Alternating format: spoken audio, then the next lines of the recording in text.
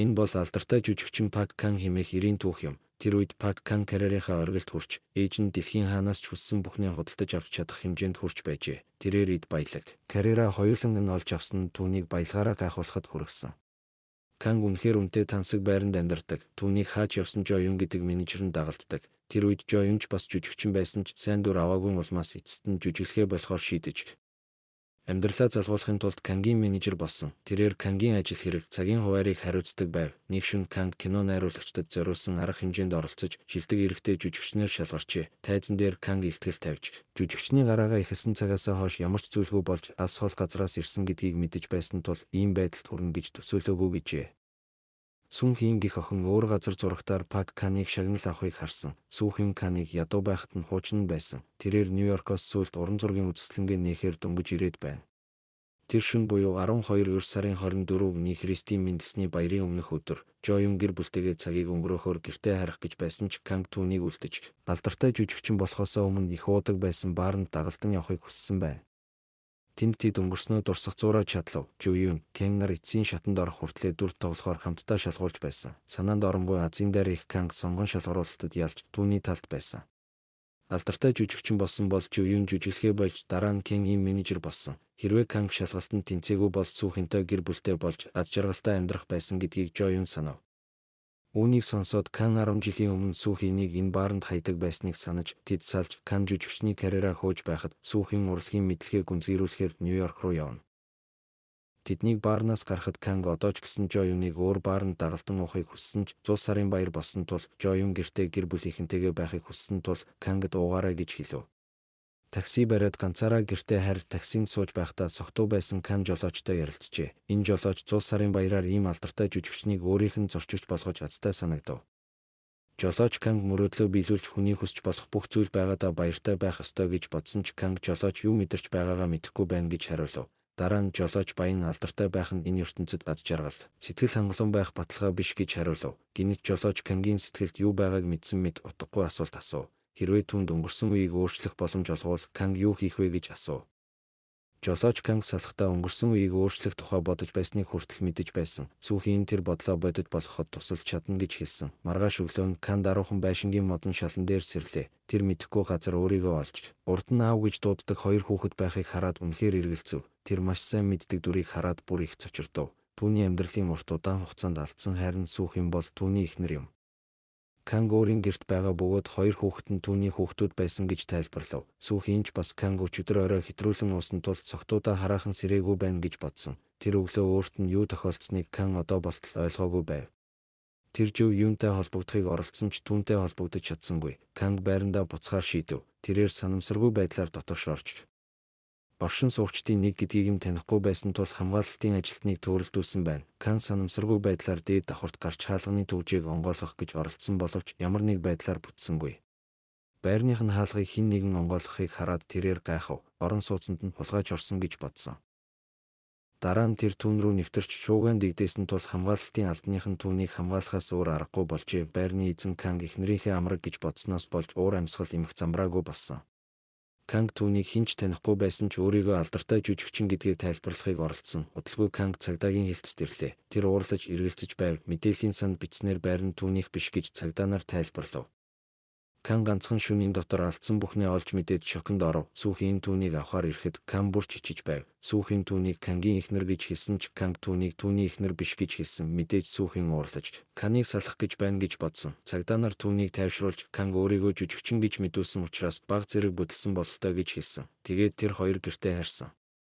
Канг Сүү Хинтэй гэрэлсэн үнэн үү гэж бодсон хэвээр байв. Нөхөр нь тэдний харилцааны талаар дахин асуухад нь уурсан Сүү Хин Каныг дахин нэг алгадаад сэрээхэн тэр. Энэ үед Кан хажуугаар такси явж байхыг харав. Тэгээд тэр шөнө болсон явдлыг санав. Жо Юнтай архи уусны дараа такси бариад жолоочтой нь ярьсны дараа тэр тэнд очсон. Түүнийг гэртээ ирэхэд Сүү Хин түүнийг дими юм ярьлаа гэж дахин загнав. Дараа нь Канг охинроо хідээ танилцсан. Тэр түүнд ой санамжаа алдсан гэж хэлсэн. Тэр тэдэнтэй хамт байсан амьдралаа санахгүй байв. Тэр үед Сүү Хин урлагийн хичээлээ тараад найзуудтайгаа уулзах гэж байгаа тул Каныг хүүхдүүдэд харж байгаарай гэж хэлсэн. Мэдээж Кан хүсээгүй бөгөөд түүний оронд хүүхэд асрагч хүслэхийг Сүү Хинд хэлсэн. Үүнийг сонсоод Сүү Хин Каныг согтуу хിവэр байна гэж бодсон.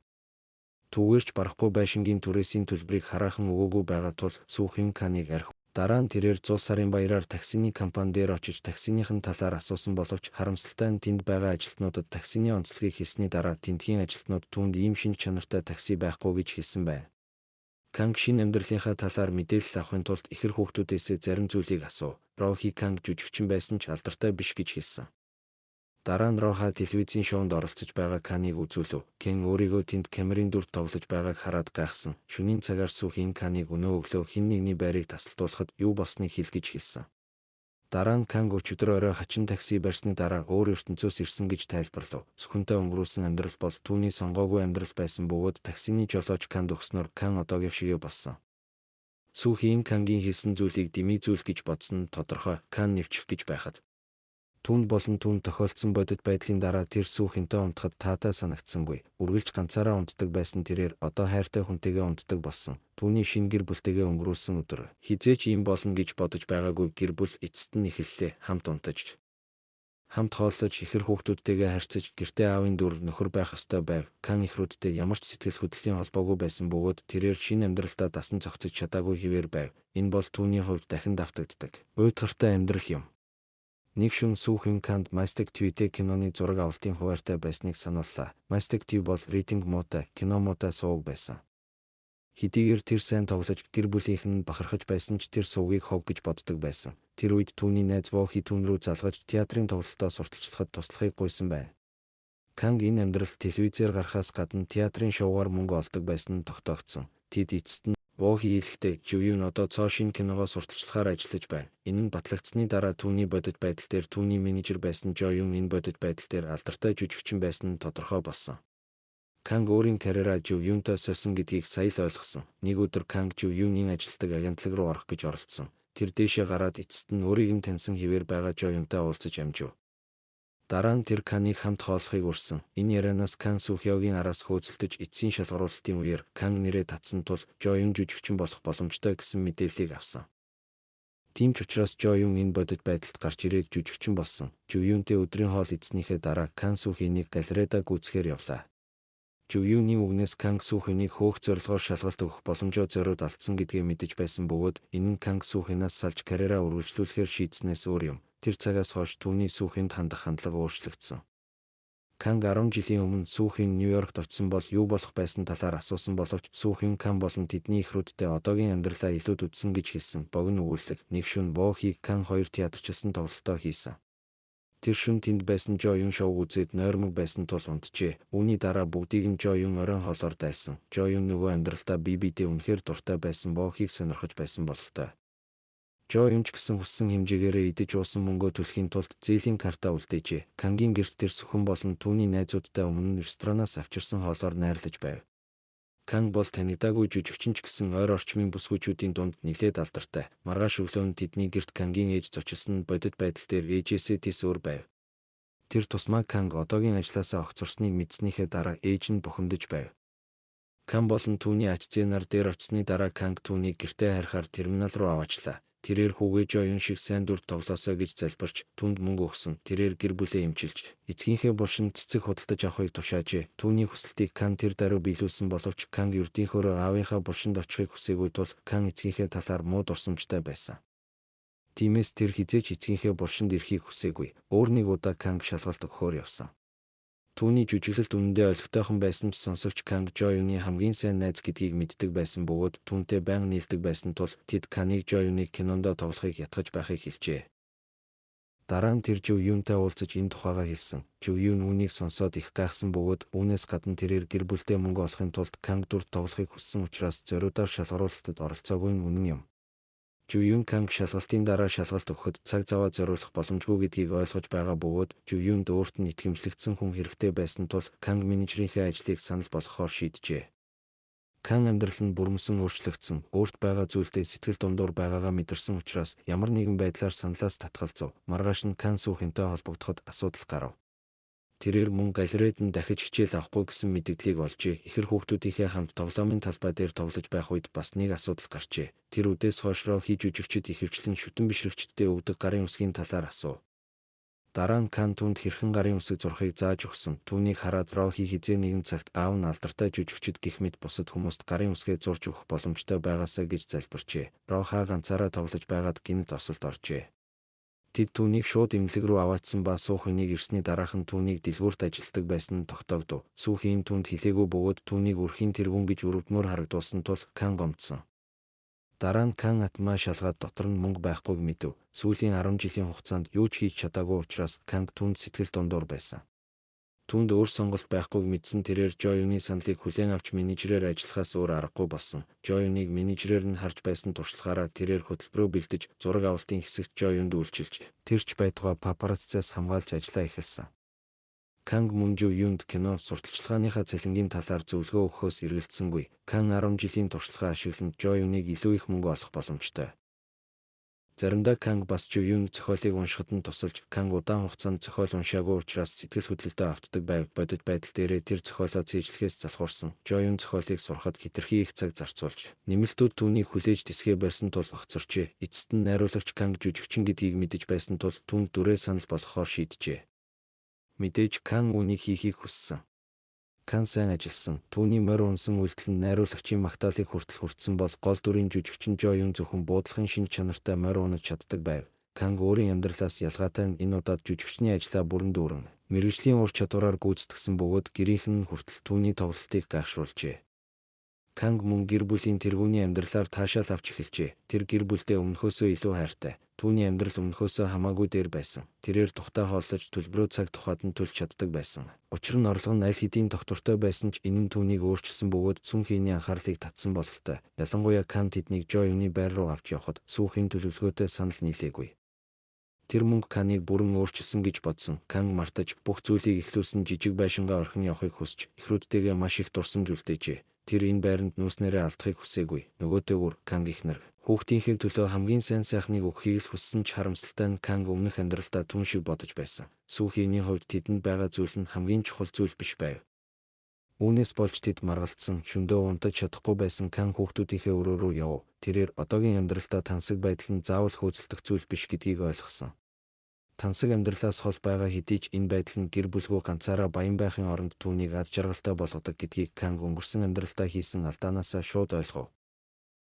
Өдөр хоногуд, 7 хоногуд, сарууд өнгөрч Канг цаашаа явж хуучин амьдралаа мартаж чаджээ. Тэрч байтугай Жоюнтэй тоглосон драмын дүрээ гайхалтай дуусгаж чадсан.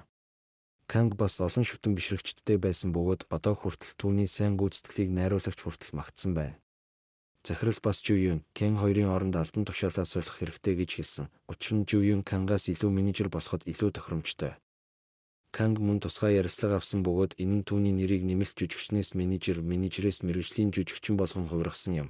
Түүний амжилт гэр бүлээж баярлуулсан ч Канг Жоюнд менежерээр ажиллаж байсан. Жоюн шилдэг эрэгтэй жүжигчний шагналыг хүртэхдээ Канг дэмцэнд нь талархаж байгаагаа илэрхийлсэн. Учир нь түүний ачаар байгаагүй бол тэр амжилтанд хүрч чадахгүй гэдгээ мэдэж байсан. Жоюн мөн Канг өөрөөсөө илүү сайн жүжигчин гэж хэлсэн. Шагналаа тэмдэглэхийн тулд Жоюн Кенг бааранд уухыг хүссэн. Тэрээр Кенг дараагийн драмад дүрийн орон тоо байгаач зураг авалтыг 3 сарын турш гадаадад хийсэн гэж хэлсэн. Канг гэр бүлээ удаан хугацаагаар орхихыг хүсээгүй тул саналаас татгалцсан. Харин Канг өөр ажил олохыг илүүд үзсэн. Тэр үед Жоюн эцэст нь том биетэй Вохид дурлсан гэж хэлсэн. Тэр Канг гэр бүлийнхэнтэйгээ амьдарч байгааг хараад атаархаж байв. Жоюн ч гэсэн Кантай амьдралаа сайн дураараа сольсон. Тэднийг дуусаад Вохи Жоюныг тосож аван Канг таксинд суун явахаар болов. Тэр шөнө яг л жилийн өмнөх Кангийн амьдрал өөрчлөгдсөн шиг 100 сарын баяр байлаа. Түүнийг таксинд ороход жолооч түүнд багахан хугацаа үлдсэн бөгөөд Кан анхны амьдралдаа иргэн ирнэ гэдгийг сануулв. Энэ үг түүнд өнгөрсөн амьдралаа гинэд санахад хүргэсэн ч Кан буцахыг хүссэнгүй, үлдэхийг хүссэн. Харамсалтай нь тэр чадаагүй. Тэр цаг нь ирэхээр бодит байдалдаа иргэн орох ёстой байв. Жолооч амьдралаа зохицуулаад явж байтал гинэд машин зогссон тул Кан уурлав. Яг тэр мөчид Кан жолооч нь түүний өвчтөе аав болохыг мэдсэн. Аав нь түүнд Канг ажилдаа хит их анхаарал хандуулсан тул түүнтэй цагийг өнгөрөөгөөдөө харамсаж байгаагаа хэлв. Тэр мөч үнэхээр сэтгэл хөдлсөн. Учир нь Канг аавыгаа нас барах хүртэл аавтайгаа хизээж ярьж байгаагүй. Дараа нь Канг гэртээ буцаж ирэв. Тэр даруй хүүхдүүдэд чанга тэврв, маргааш өглөө гэхэд тэдэнтэй дахиж уулзаж чадахгүй гэдгээ мэдэж байсан тул шөнө нь тэр тэднийг гимгүй царайг нь ширтэн унтуулжээ. Үүний дараа Сүүфийн Кенгийг баг байхдаа аавтайгаа ахуулсан зургийг үзүүлжээ. Тэдний харилцаа тийм ч онцгой биш байсан ч таксинд болсон явдал Канг гэр бүлтэйгээ өнгөрүүлсэн цагийг ямар үнцэнтэй гэж үздгийг өөрчилсөн юм. Саяхан ухаарсан тэр сайхан мөчөө орхих гэж оролдох зур тэрээр их нартайгаа унтснаар сүүлчийн өдрөө дуусгажээ. Маргааш өглөө нь Кан тансаг байрандаа сэрж бүх сайхан амьдрал нь түүнээс холдчиход гунигтай байлаа. Яг тэр үед Жоюн гарч ирэв. Канг дараа нь тус хотод үзэсгэлэн гаргаж байсан Сүүхийний талаар асуув. Өнөөдөр үзэсгэлэнгийн сүүлийн өдөр гэдгийг Жоюн баталж мэдээллээ. Кан үүнийг сонсоод их гайхсан. Тэрээр эхэндээ цаг хугацаа өнгөрсөн гэж бодож байсан ч бодит амьдрал дээр нэг л өдөр өнгөрчээ. Түүнийг явахын өмнө Кэн Жуюнд дахин шалгалт өгөхийг хүсч төлбөрөө төлнө гэж хэлсэн. Кан үзэсгэлэн болох газрыг хайхаар явлаа. Түүнийг ирэхэд арга хэмжээ дуусч ажилтнууд тэнд зургуудаа баглаж байсан тул сандарсан боловч Канг өөрийн таньсан зургийг хараад гайхсан. Зүүдэндээ амьдарч байсан байшингийнхаа зурагтай зураг. Сүүхийн гинт гарч ирэв. Тэр яагаад тэнд байгааг асуув. Канг ямар ч эргэлзээгүйгээр Сүүхинээс энэ зургийг хэрхэн бүтээсэн талаар асуув. Дараа нь Кан Сүүхийний зурган дээр хижил байшин харагдаж байсан газар руу дагуулж явлаа. Хэдийгээр энэ нь зүүд байсан ч түүний амьдралын хамгийн аз жаргалтай мөч байсныг Кан эцэст нь ойлгов. 2 жил өнгөрч Кан эцэст нь Сүүхинтэй гэрлсэн. Тэд бас Роха гэж нэрлсэн ихэр хүүхэдтэй байсан ч зүүдэндээ байснаас нь өөр байсан ба энэ удаад тэрээр анхнаасаа Сүүхинтэй хамт амьдрах болно.